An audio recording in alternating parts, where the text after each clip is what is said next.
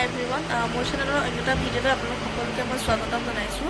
আজি মই আপোনালোকৰ মাজলৈ লৈ আহিছোঁ স্কিন কেয়াৰৰ এটা ভিডিঅ'।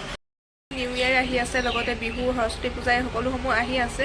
সেইকাৰণে এই সময়ত সকলোৱে নিজৰ স্কিনৰ যত্ন লোৱাটো বিচাৰে। স্কিন কেয়াৰ কৰিবলৈ সকলোৰে হাতত সময় কম হ'ব পাৰে। সেইকাৰণে আমি ঘৰতে থকা বিভিন্ন সামগ্ৰী ব্যৱহাৰ কৰি নিজৰ মুখখনত লগাব পাৰোঁ আৰু এটা খুব ধুনীয়া ৰিজাল্ট পাব পাৰোঁ। আহকচোন চাওঁ মই কি সামগ্ৰী ব্যৱহাৰ কৰি এটা পেষ্ট বনাই মুখত সানিছোঁ। ইয়াতে মই 2 চামুচ বেচন আৰু অকণমান হালধি গুড়ি লৈ লৈছোঁ। তাৰপিছতে মই অকণমান কফি পাউডাৰো ইয়াতে মিক্স কৰি দিছোঁ। সকলোখিনি মিক্স কৰি দিয়াৰ পিছত অকণমান গোলাপ জল আৰু এল'ভেৰা জেল ইয়াত মিক্স কৰি দিছোঁ আৰু লগতে ভিটামিন ই কেপচুল এটা ইয়াতে এড কৰিছোঁ আৰু এই সকলোখিনি পানী দি এটা পেষ্ট বনাই লৈছোঁ মই।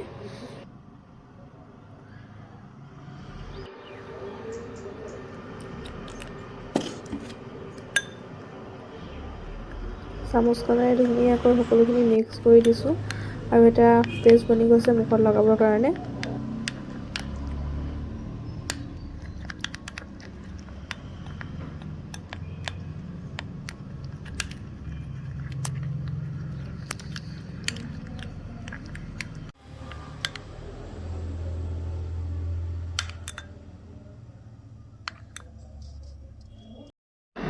আৰু মই গোটেই মুখখন এতিয়া অকণমান গোলাপ জল দি কপাহত পৰিষ্কাৰ কৰি লৈছোঁ মুখখন।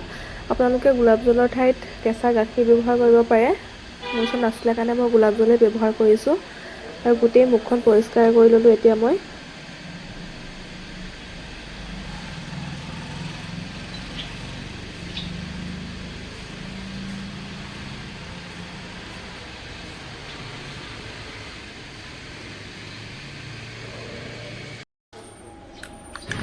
এতিয়া এইখিনি মুখত লগাবৰ বাবে ৰেডি হৈ গ'ল। এতিয়া মই হাতেৰে গোটেই মুখখনতে লগাই লৈছোঁ আৰু এনেদৰে 10-15 মিনিটমান মই মাছাজ কৰি দিছোঁ মুখখনত। আপোনালোকে ডিঙিটো ইউজ কৰিব পাৰে বা নাইবা হাততো লগাব পাৰে।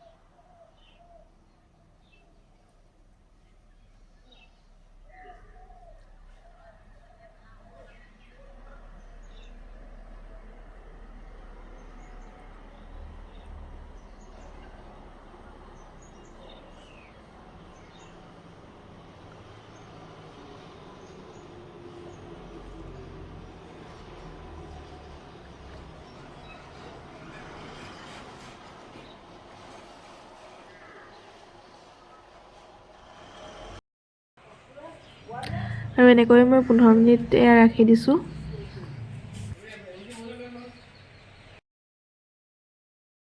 আৰু 15 মিনিটৰ পিছত মই মুখখন অকণমান কুহুমীয়া পানীৰে ধুই দিছোঁ। একো ফেচ ৱাছ ইউজ কৰা নাই।